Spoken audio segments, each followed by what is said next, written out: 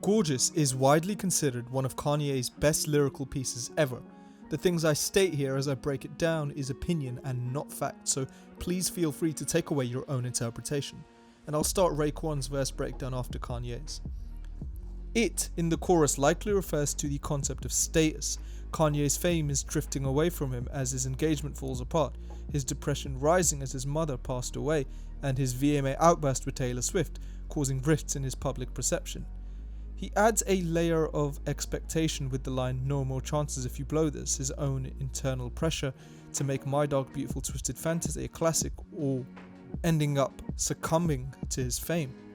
America's relationship with black male incarceration is the immediate theme, and something he links to the devil's work. Autumn is used here to represent the breakdown in rights for people of colour.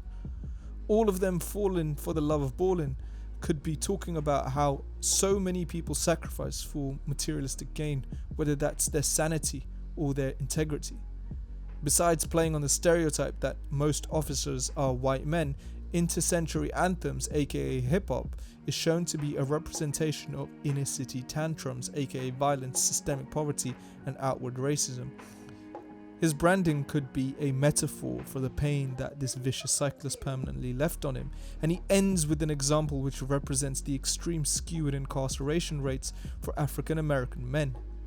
30 Rocks was used as a reference to Alec Baldwin being a key character on the famous show 30 Rock. He ends verse 1 with a subtle attack on the education system which doesn't equip the youth to deal with real issues. Upon graduation, most people have no choice but to conform to a system that's working against them, something most people are unable to recognize, as he says with "you dunno who did it." Kanye has also said multiple times that he believes the government created AIDS to kill black Americans, which is likely a starting point for his relationship with money as a tool. The notion that calling hip-hop a religion is too harsh or euphemistic is interesting because Kanye goes on to say hip-hop can be seen as the modern evolution for soul music, which itself evolved from blues. One could argue that hip-hop has always had lessons to teach, not unlike a religion. There is a bit of social commentary here as well on how people are quick to overlook these lessons in favor of things like fame, prestige and power that hip-hop also shows, but that more and most people gravitate towards. The road to redemption here likely pertains to his VMA incident with Taylor Swift in 2009, where he interrupted her speech to favour Beyonce, and it's interesting to note that he's now vaguely asking for forgiveness. Note that in the next line he compares himself to Malcolm X, who himself was a brash and controversial figure who was unapologetic about civil rights, not unlike how Kanye is acting on this entire song. The whole part of this verse has references to sports such as jump shot, track meets, sack or field. Kanye alludes to this as another field, aka sports, where society cannot stop black excellence. Kanye chose music, where similarly people at the top couldn't deny his magic, but the stereotyping and continuous racism and criticism has had its toll on him, as he says by "try to crack me." It's also a possible repeat reference to cocaine, as he's already used 30 Rocks earlier in the song. On April 28, 1967, with the United States at a war in Vietnam, boxing champion Muhammad Ali refuses to be inducted into the US Army and is immediately stripped of his heavyweight title. On June the 20th, 1967, Ali was convicted of draft evasion, sentenced to 5 years in prison, fined $10,000 and banned from boxing for 3 years. 4 years later, after appeals and fighting Joe Frazier and Jerry Quarry, the US Supreme Court then overturns his conviction. The fact that Ali had to fight literally and figuratively is representative of how Kanye has likely felt in this time in the music industry. Dov Shani wasn't just the eccentric CEO of American Apparel from 1989 to 2014. In that period, he was embroiled in sexual harassment case after case, otherwise known as the man who said sleeping with people you work with is unavoidable. The line is commentary in the song on how women need to be careful of people in power who prey on them, such as Dove, but also is an attack on a corporate hierarchy that is still so susceptible to corruption and pervert actions by people that make decisions. I think these lines are important because firstly it's a gentle reminder for Kanye that you're only as good as your latest work. The media, critics and fans tend to change their thoughts on your past work whenever they want, so much so it's difficult to keep up, and one goes mad trying to understand that in the first place. These are some of Kanye's best lines. He mentions the Beatles, who are the best-selling music act of all time, who were all white, and that unsurprisingly, in a universe where they'd be black, society would just think of them as roaches. The line after mentions that as a result he's not treated as a first-class citizen despite his fame, but rather as an afterthought. It's an interesting thought because Kanye later recorded with Paul McCartney himself for Only One, where they both recorded to memories of their mothers.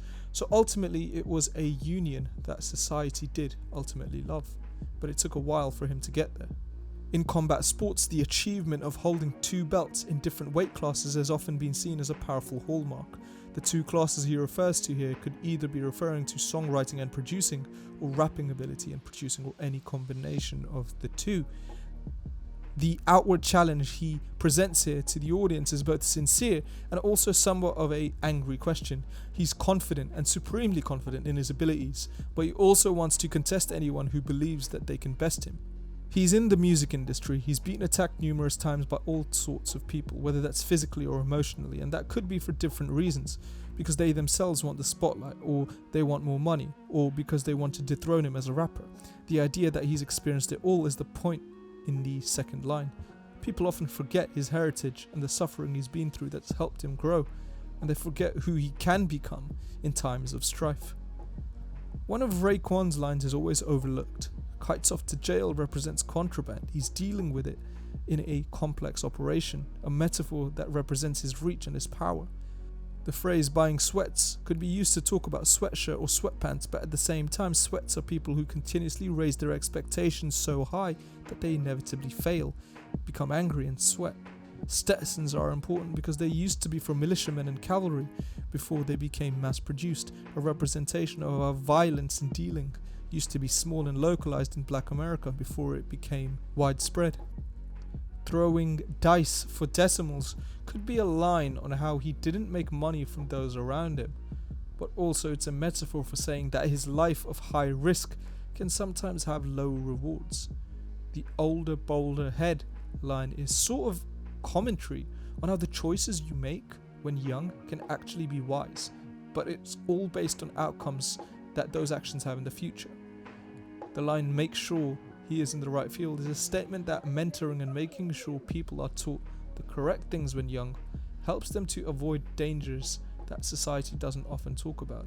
Not all young people make decisions that are wise, despite the fact that they can be, is really the point. A soldier dead is an example in saying dealing doesn't truly have the outcomes that the media want you to think it does. Ultimately, the last part of this verse could be looking at how you have to be authentic to succeed. That intrinsic motivation is the only method to find sustainable success in whatever area that may be. The last line is a statement and a summary of the fact that if they can survive the hurdles, it is possible for others in America and anywhere else in the world to succeed as well. Is gorgeous then the ultimate call out of civil unrest in America between ethnicities?